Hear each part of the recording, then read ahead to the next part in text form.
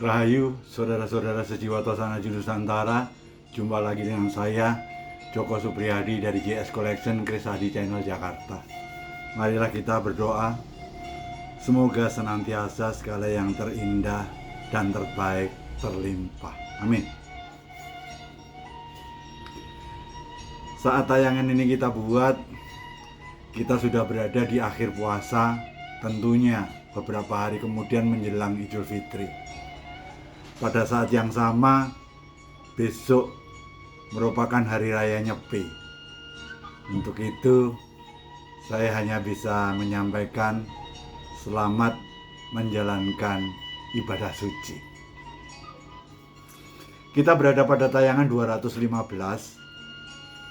Topik yang kita angkat kali ini adalah hubungan kita dengan Tosanaji dan Tosanaji dengan kita. Sejatinya merupakan suatu hubungan personal. Untuk itu pada kesempatan ini saya ingin sharing 3 pusaka personal saya. Ya tentunya tidak ada di website, baik nomor 29, 9200 maupun 9202. Kalau kita membicarakan tentang hubungan kita dengan Tosanaji atau kita dengan Tosanaji, tentunya ini merupakan suatu gambaran cerminan siapa kita. Di dalam Tosanaji, kalau kita ambil dalam suatu 3 kelompok dasar, ada 3 kelompok utama orang di dalam berTosanaji. Yang pertama, orang dikategorikan kelompok tanting, sehingga di dalam berTosanaji dia lebih menitik beratkan Tosanaji itu sebagai aspek benda seninya saja.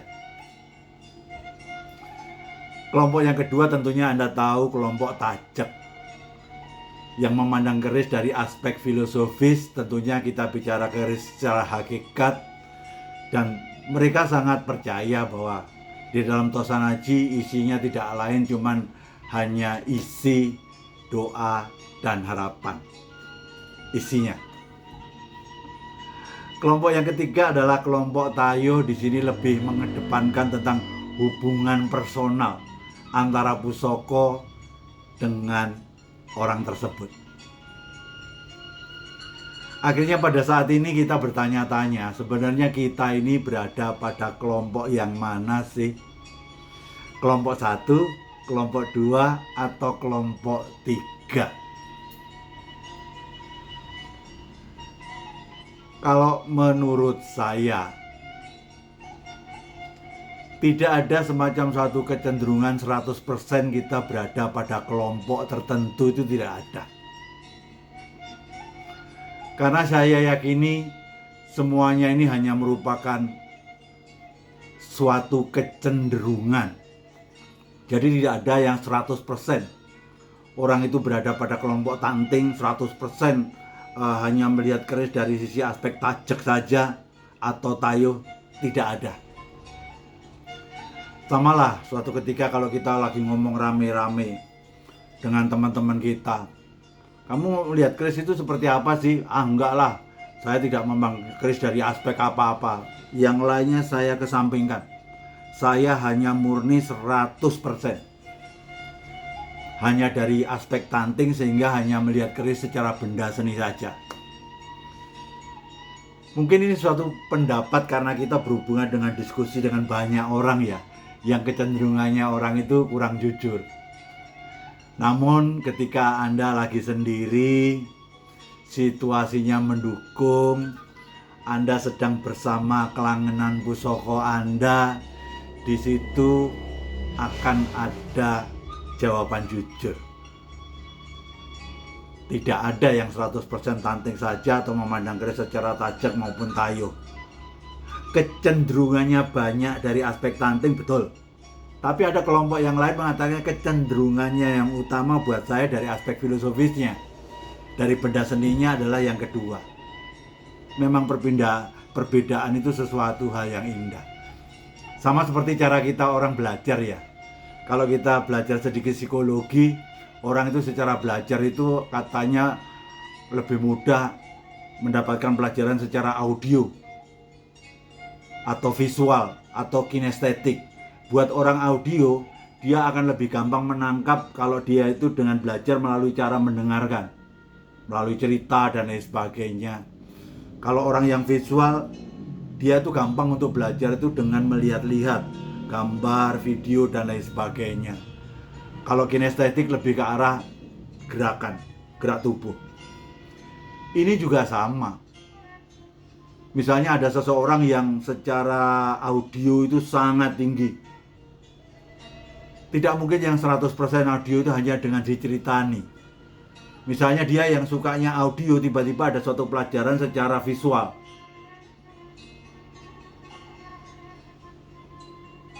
Apakah 100% tidak nyangkut? Saya pikir tidak. Ada persentase sama. Itu semua berupa kecenderungannya. Balik lagi ke urusan keris. Mari kita lihat keris yang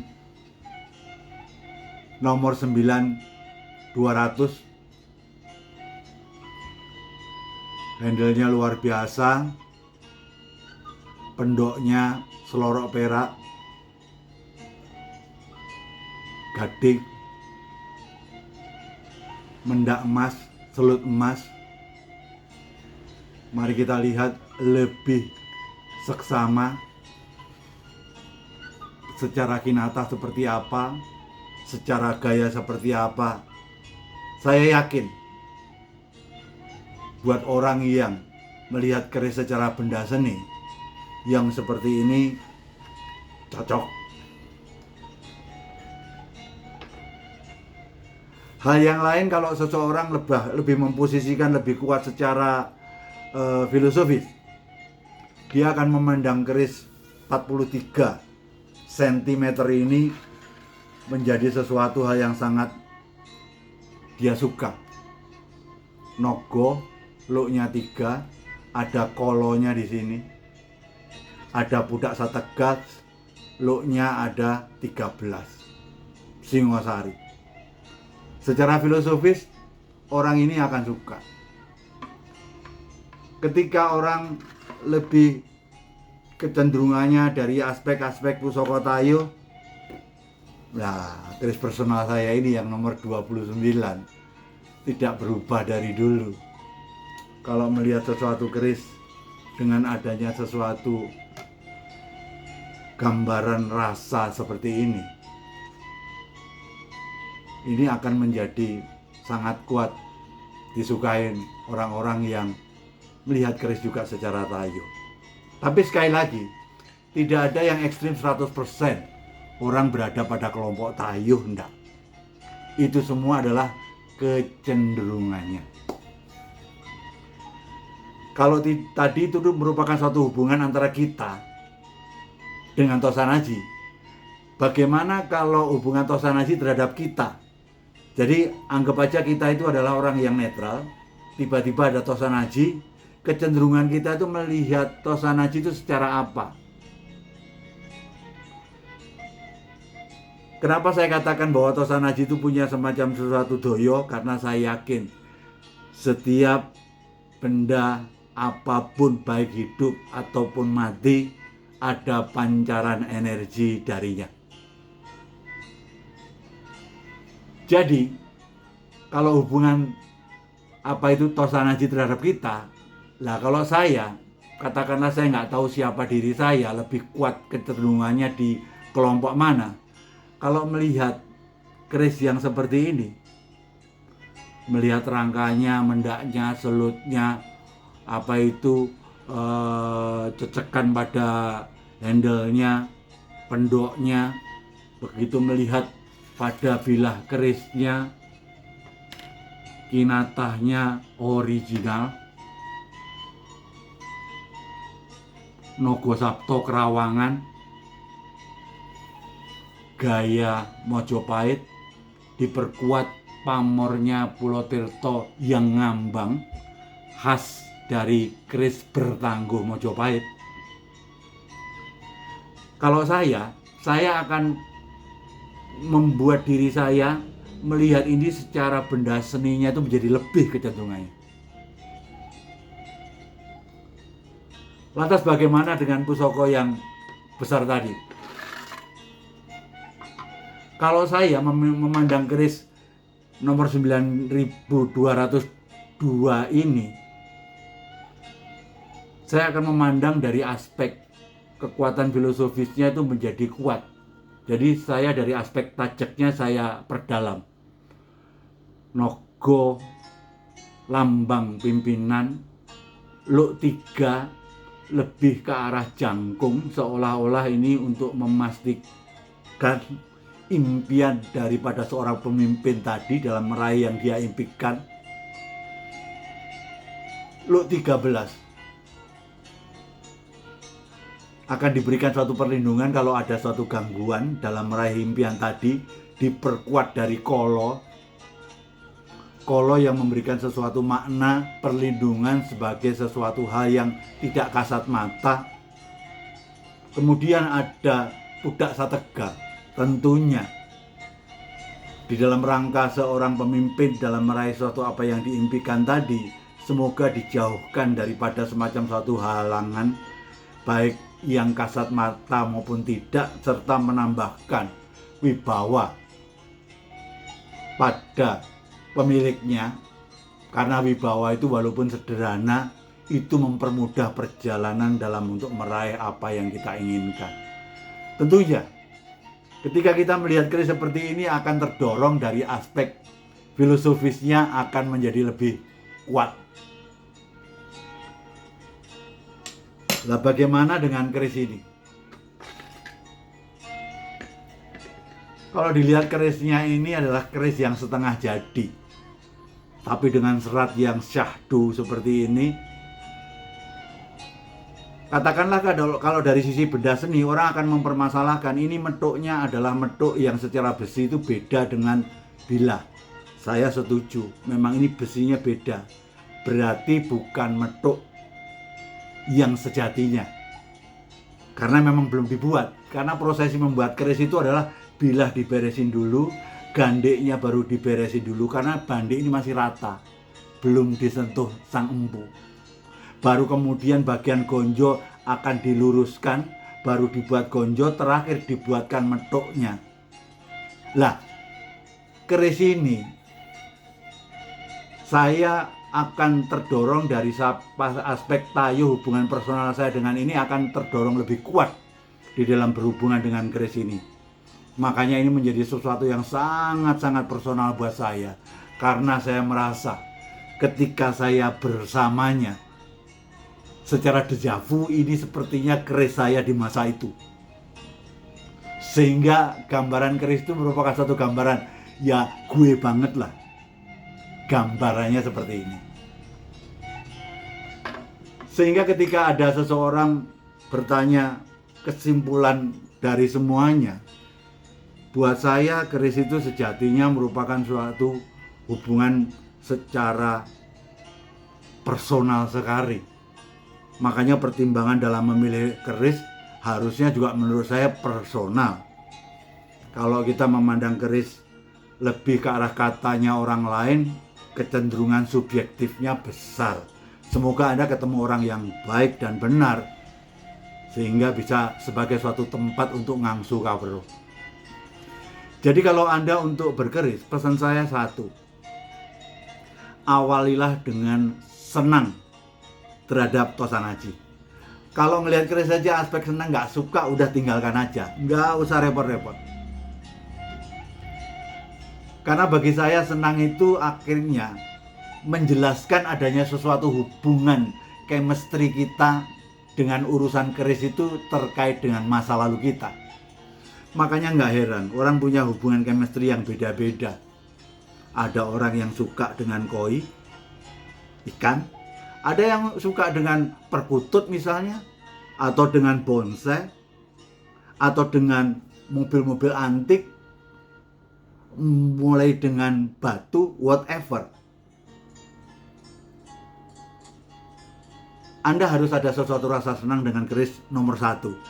Jadi bagaimana kita berkeris? Pertama, Anda harus senang keris. Kalau nggak senang, tinggalkan. Kedua, belajar terus sesuai dengan kecenderungan diri kita. Tentunya kita harus belajar dengan orang-orang yang kita anggap mumpuni dalam bidangnya. Baru kemudian ketiga, putuskan untuk berkeris. Tapi dengan pertimbangan rasa pribadi, karena bagi saya keris seperti kayak perjodohan rasa. Rasa tidak hanya ini, tapi rasa juga ada yang di sini. Termasuk menyangkut sini mantep, tapi hitungan uangnya nggak nyangkut, ya Anda jangan paksakan. Karena yang namanya perjodohan itu semuanya harus pas.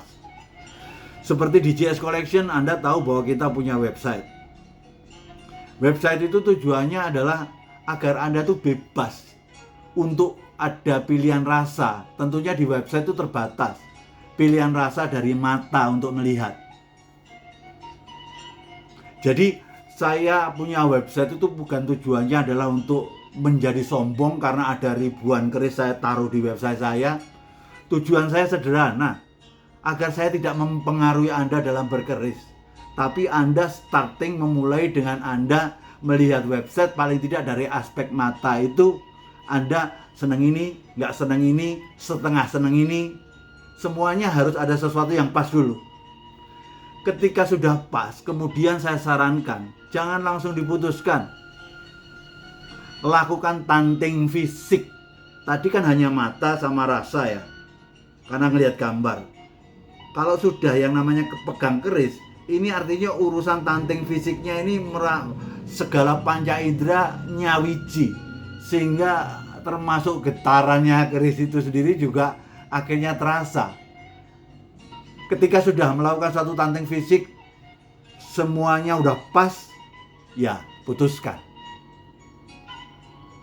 Terus bagaimana ceritanya kalau ada teman mengatakan, saya di luar kota tidak memungkinkan tanting fisik? Yuk janjian saja. Secara tanting mata Anda cocok nomor berapa? Yang penting kita sepakati mahar dan lain sebagainya, ya sudah, kita akan kirimkan janjian loh, ini kalau nanti nggak cocok saya kembalikan, no problem. Apalagi Anda tahu perlindungan konsumen Republik Indonesia juga melindungi Anda sebagai konsumen terhadap pembelian yang telah Anda terima dalam 14 hari, memungkinkan yang Anda beli bisa dikembalikan. Ya lebih enak janjian. Ketika sudah tanting fisik cocok, baru putuskan. Kelengkapan dari kesimpulannya semuanya, pesan saya cuma sederhana. Jangan berkeris menggunakan ego. Agar kelihatan gagah, agar dipandang orang kita itu kelompok punya orang yang punya keris yang ratusan juta dan lain sebagainya. Kalau itu sudah dengan ego, maaf, sepanjang saya berkeris, terlalu banyak orang berantakan dalam berkeris karena dia lebih mengedepankan ego. Ego manusia tidak bisa hilang, Jok, setuju. Paling tidak berkerislah dengan meminimalkan ego diri. Karena kita tahu justru akhir dalam suatu pengembaraan berkeris, orang berkeris itu semakin lama berkeris itu justru egonya semakin luruh. Jadi kalau menurut saya pribadi ya, jangan dibandingkan yang lain. Ketika Anda berkeris, akhir ceritanya Anda malah sombong, suka marah-marah, rasa iri dengki Anda masih semakin tambah besar. Menurut saya Anda salah dalam berkeris. Sebagai penutup, saudara-saudaraku sekalian, besok hari Nyepi, sekali lagi bagi yang merayakan, selamat merayakan ibadah suci Anda. Dan besok maupun lusa, bahkan sudah ada yang hari ini yang telah berlebaran, izinkan saya mengucapkan minal aidin wal faizin, mohon maaf lahir batin. Dan untuk semuanya,